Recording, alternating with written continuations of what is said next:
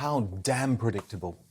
Just as the untrustworthy World Health Organization meets in Geneva, Switzerland this week to try and push through a treaty giving them unparalleled powers during the so-called next pandemic, the scaremongering over a previously little known African ailment called monkeypox is all of a sudden off the scale.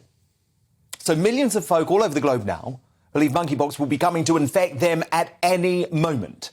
And the doomsday health bureaucracy bored, now that they can no longer use COVID-19 to terrify and control us on a daily basis, has immediately spluttered into action, with the mainstream media once again proving to be their willing messenger. Now, as Kate was saying, there's 9 cases, confirmed cases in the UK. For everybody waking up this morning, what's the sort of the concern rate they should put next to monkeypox? Monkeypox? What is this horrible thing, and how worried should we be? How worried should we be by this outbreak of monkeypox? The US president has said everybody should be concerned about the monkeypox outbreak. So monkeypox in the main is a self-limiting mild illness. So how worried should people be about it? I mean, there are reports, as you will have noticed this weekend, of someone being treated in intensive care. How concerned are you about it? You know, I'm modestly concerned. Latest update on what's happening on the ground in Ukraine. More from Professor Michael Clark throughout the programme this afternoon. Right now, no, we're going to take you live to Geneva. The World Health Organization is holding a question and answer session on the recent spike in monkeypox cases.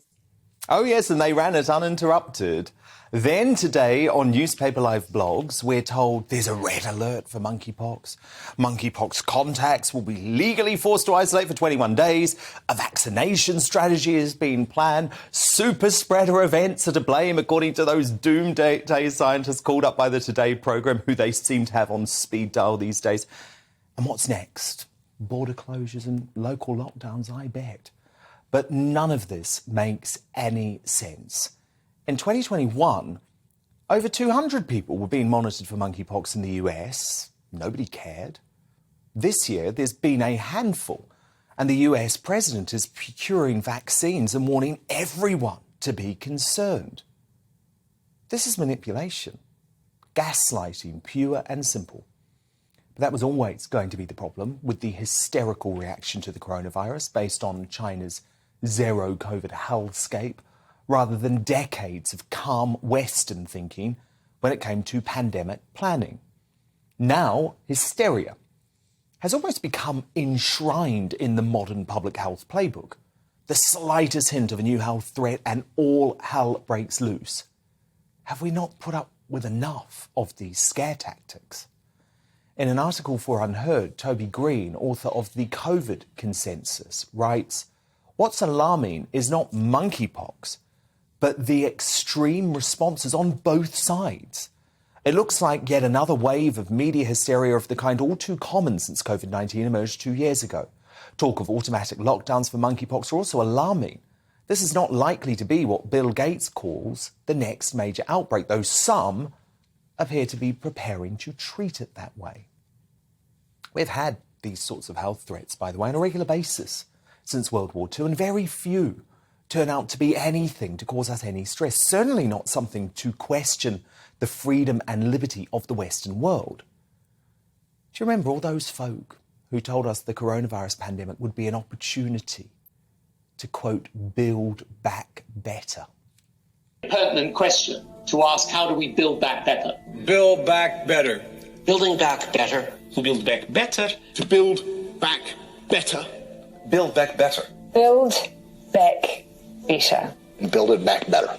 Build back better. Build back better. Build back better. Build back better. Building back better our economy. Well, it means that we're going to have a lot of building back to do. Some would say to build back better.